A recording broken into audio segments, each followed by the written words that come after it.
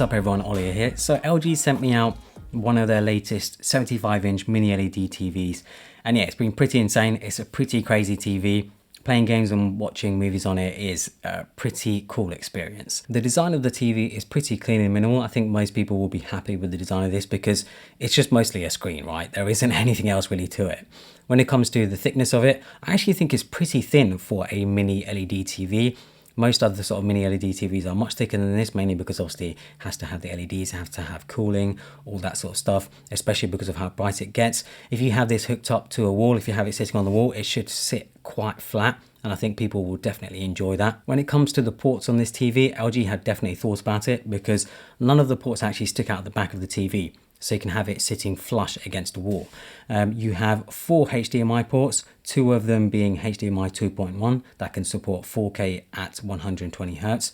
There's also, of course, eARC. The HDMI 3 is the eARC one. You have USB in, 3 USB ins actually, and obviously all the other sort of ports you would expect. There's even included cable management, so you can have all of your cables nicely organized and they aren't sort of dangling in all different directions. The stand that's included is also pretty nice, has a very minimalist look to it, and yeah, it supports the TV no problem. I did find the stand actually angles the TV upwards a little bit. So if you do have it on a low TV stand like I have here and you're sitting on a sofa, it's more sort of angled towards you, which is actually really nice. The bezels on it are also super thin, so if you're someone who appreciates thin bezels, wants a TV that just looks like it's a frame on the wall, you'll definitely appreciate this. QNED is LG's name for mini LED pretty much. Everyone I'm sure is aware of OLED, however, one issue with OLED is that it's not really ideal for bright rooms. And this is where mini LED comes in, as it can get substantially brighter than OLED. Of course, it won't get as dark as OLED, as each individual pixel is not an LED. LG are calling it quantum dot nanocell color technology. It's basically marketing speak, but the idea is that you'll still get very deep blacks, but even brighter whites and an overall brighter image. Upon setting up the TV, I could instantly tell that it was so much brighter compared to OLED TVs that I've tried in the past. The image quality is fantastic, as you'd expect. I played a lot of games on it as well. I watched some movies, watched some TV shows. Playing games on it is a fantastic experience. A 75-inch mini LED TV playing games, it's just great. It's such an enveloping experience because the screen is so big, and if you sit quite close to it, you know, I was playing like Horizon, I was playing FIFA, I was playing some other games. Yeah, it's just crazy because you really feel like it takes up a lot of your vision. It's a really, really great experience. Watching movies, watching TV shows. Yeah, if you're someone who likes to watch movies and TV shows in the day, maybe you have a bright room, this is going to be absolutely ideal. You'll be able to see everything very, very clearly. You won't have too much issues with sort of brightness and stuff because it just gets so bright. Inside, powering the TV is LG's Alpha 7 Gen 4 AI processor. Moving around the UI is very fast and snappy as expected. This is something I've personally always enjoyed about LG TVs. Being able to quickly switch apps and get content playing right away is really, really nice. The processor can also upscale content using AI. So if you're watching 720p or 1080p content, it should be able to upscale it and give you a sharper image. And yeah, it definitely works. I've definitely noticed when watching sort of lower resolution content, I can tell that it's been sharpened by the TV. And yeah, it's really good. I was really impressed. Both Dolby Vision and Dolby Atmos are of course built in, and it detects Dolby Vision content automatically. It will automatically also switch the picture profile so you get a more accurate image.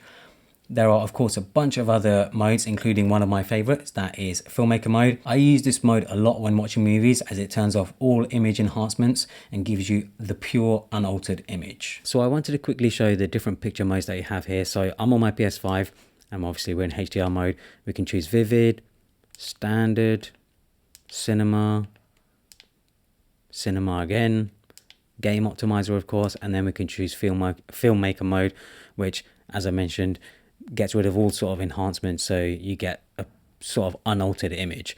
And yeah, I found filmmaker mode, as I said, my favorite mode for watching movies, TV shows, or anything that's just shot cinematically. It just looks much nicer. It looks more warm to the eyes as well. Maybe it's because I've gotten used to sort of a blue screen, but when I go into filmmaker mode, everything just seems a bit warmer. And yeah, it's really, really nice. The picture quality just looks immense. I wanted to quickly demonstrate the game mode that comes built in with the TV. So when you press the settings button, you get this awesome sort of like game optimizer thing at the bottom of the screen that I think just looks cool.